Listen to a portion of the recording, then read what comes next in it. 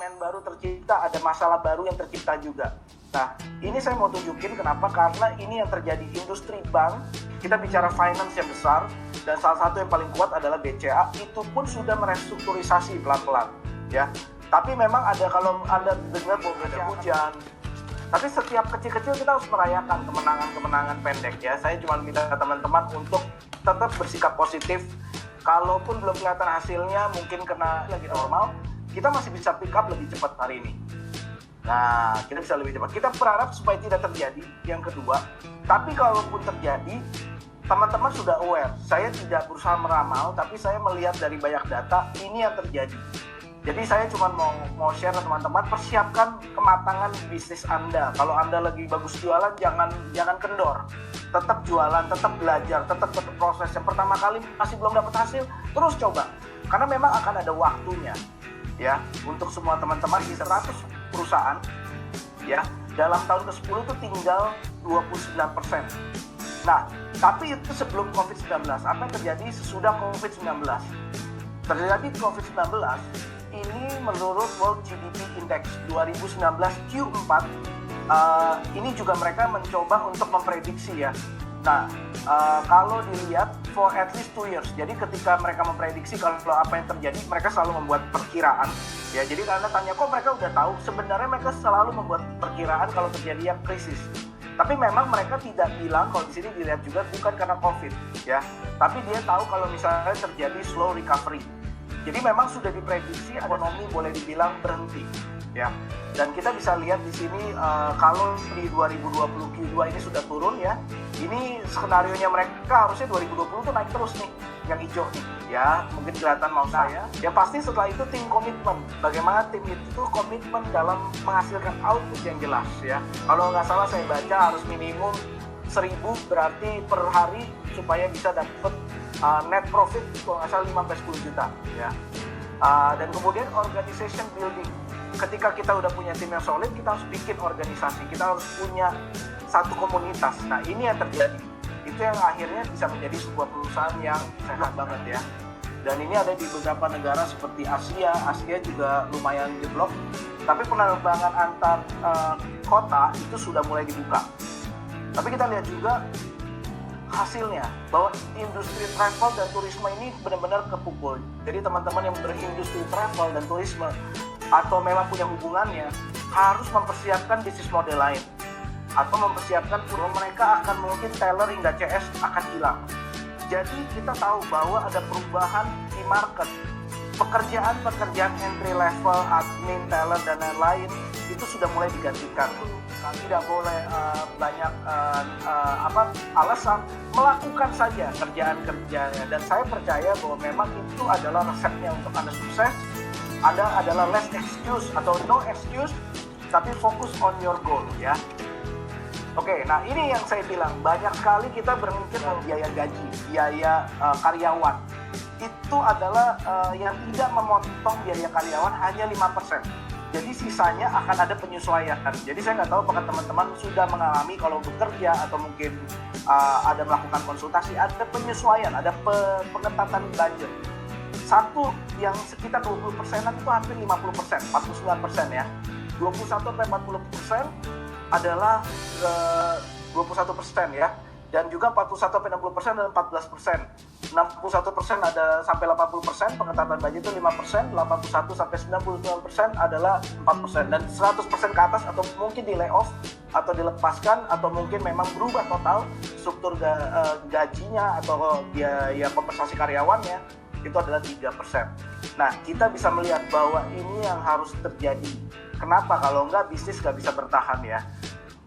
Nah, kita bisa lihat juga bahwa beberapa waktu yang lalu yang produknya tervalidasi, punya market, terjadi penjualan, kita masuk ke business model creation. Artinya kita sudah bisa punya income cukup dan kita bilang, oke, kita siap jadi ini bisnis, ya. Bro Berto sudah melakukan Tahu Go. Dia kemarin mulai dari ide bikin tahu yang gampang dijual, cepat karena orang demen nyemil, mulai ide validation, kemudian bikin produknya, tahu dipaketin, ada harga 16.000, kalau promo 10.000, ya bro. Nah, tapi ada validasinya. Validasinya apa? Bikin gerai-gerai yang banyak.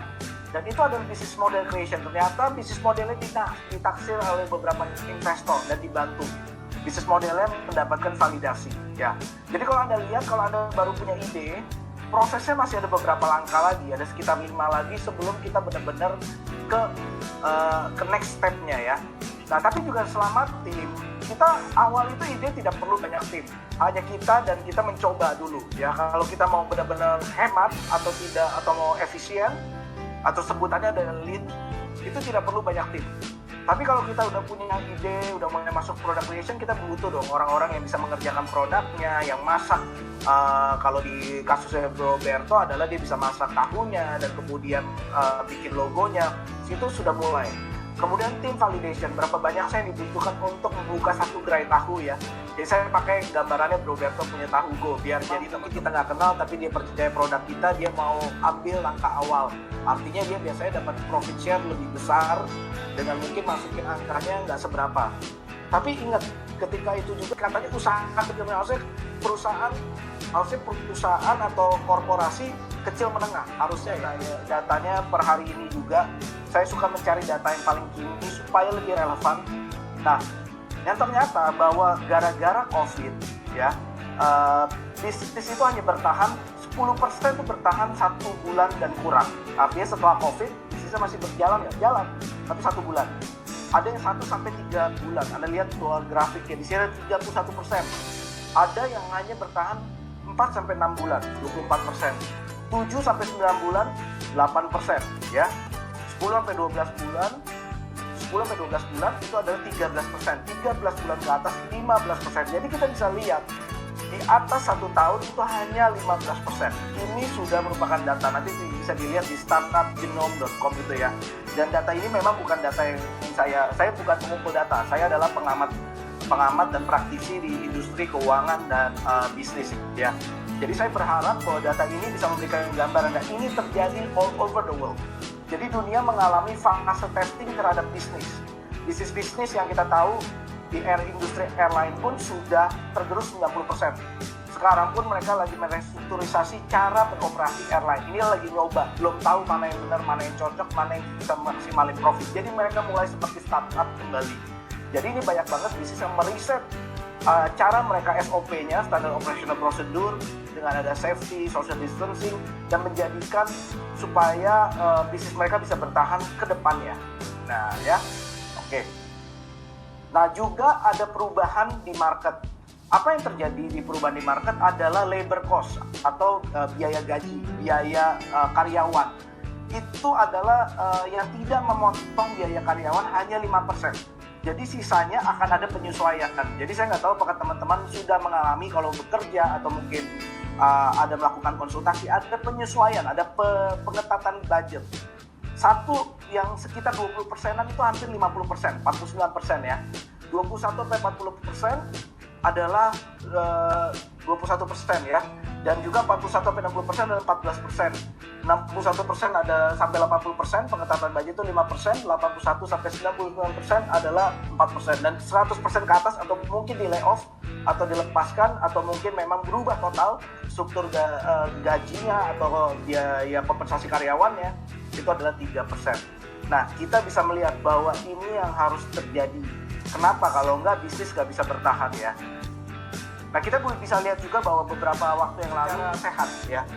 Kalau dia sudah berhasil, sukses as a new product, kita sebut komersial atau commercialization ya. Artinya kita sudah mulai komersil. Kita sudah bisa menjual lebih banyak. Saya nggak banyak ngobrol tentang ini. Tapi kalau kita lihat di tahap startup, jadi kalau teman-teman nanya, tahap bisnis saya di mana? Kalau baru ide bisnisnya masih baru coba-coba, belum tahu, baru ada 10 produk, baru nge-testing, masih namanya startup. Jadi teman-teman kategori masih jualan boleh dibilang baru mulai mereka percaya. Atau private investor lah istilahnya sebutannya ya. Dan ini paling banyak di Indonesia sebenarnya. Dan kayak Roberto saya dengar juga, beliau juga ada private investor. Nah, di sini kita lihat tahap cekungan ini adalah tahap kalau teman-teman lihat ada research development, kemudian ada market fit feedback, dan terjadinya produk launch ya. Ini kita bisa bilang nih, teman-teman mau beli produk nih gimana? Misalnya maskernya mau yang mana? Oh, maskernya mau ada kacamata, kan cuma mature aja ya, marketnya begitu-begitu aja. Tetap ada demand, tetap ada customer. Nah, ini penting. Jadi kalau memang teman-teman punya fase ini, sudah bisa mengidentifikasi dari awal, berarti teman-teman sudah jauh lebih baik daripada yang lain-lain. Teknik marketing itu sangat penting. Jadi banyak banget bisnis itu fail karena tidak punya teknik marketing, karena dia tidak tahu marketnya seperti apa, kemauannya. Nah, itu yang kita bisa bilang, 3 tahapan startup yang penting adalah proses thinkingnya. Thinkingnya ini adalah di problem and solution fit. Bagaimana menemukan problem yang worth it, artinya layak untuk kita invest waktu kita. Karena ada banyak produk yang sebenarnya contoh kayak APD. Ada berapa banyak sih sekarang APD dan juga gas masker, face mask yang harganya akhirnya sekarang banting-bantingan. Itu tidak layak kalau kita bilang ya, karena trennya turun dan akhirnya saturated atau semuanya jadi mirip-mirip aja. Nah, di sini kita bisa lihat bahwa problem solution fit ini adalah kita customer development. Kita cari tahu customer itu seperti apa yang mereka mau. Nah, di sini ada research. Nah, ini yang paling mahal menurut saya, karena ketika kita ketemu the right product, kita bisa give the right solution dan problemnya ke solve. Dan di situ kita bisa ciptain produk yang sangat efisien, disebut produk market fit ya. Yang dimana ketika Anda melewati tahapan ini, Anda telah melewati di mana bukan cuma produknya doang yang bagus, tapi produk dan bisnisnya juga bisa berkembang secara besar. Artinya kayak ketika kita bangun sistem, kayak Roberto bangun sistem Tahugo atau Kopi Kenangan. Kopi Kenangan itu Jiwa atau Fore itu punya kekuatan apa sih? Duplikasi. Konsep franchise, konsep bisa di tempat di mana aja dengan budget yang minim dan efisien dan ROI-nya cepat. Nah, ini yang terjadi. Jadi kita masuk ke dalam percepatan di mana kita sistem bisnis harus sangat baik ya. Nah, kemudian kita bilang kalau kita sudah punya customer validation atau product market fit, kita harus scale. Di mana customer... Ini tadi investornya apa? GV Pak, bener GV ya? Bro di pendanaan Google tapi GV ya? Ini Mas Abdi Cahya yang itu, yang chili oil itu. Oh, oke. Ini. Wow. Ternyata orang yang diomongin di sini ya. Jangan-jangan. Semuanya lulusan itu bukan. Oh, ini Pak siapa? Oh, Pak Imam. Betul. Yeah. Tapi kok namanya Abdi Cahya, Pak? Nyamar, Pak. Low profile, Pak. Oh, masuk timnya Pak Imam. Ya. Salam buat Pak Imam. Bilang salam dari Paulus. Ini ada satu lagi nih, apakah startup yang berlawanan dengan industri tetap bakal disupport program tersebut ya? Coba jelaskan berlawanan dengan industri apa itu? Bukankah para startup sebenarnya mendisrupsi industri yang ada karakternya? Kan Brody yang ngajarin ini. Dan sebenarnya kita juga bisa bilang ya, misalnya materinya mendisruptif ya abis ini. Ya, sebenarnya balik lagi kalau kita lihat sebenarnya kayak contoh energi dari solar energi kelihatannya nggak baik, tapi justru di saat itu ada banyak, kita tahu gini, banyak orang kaya atau ada banyak bisnis baru tercipta ketika krisis, ya nggak? Dan itu kita lihat juga bahwa di 3 bulan aja nih ada 24 pendanaan startup, angkanya hampir 100 triliun. Itu wow banget, termasuk juga itu Gojek, itu punya company di funding sama Facebook. Jadi ini kita bisa bilang bahwa di era-era seperti namanya krisis ada teknologi. Bayangin nggak sih kalau kita nggak ada Gojek, nggak ada Grab. Kemarin lagi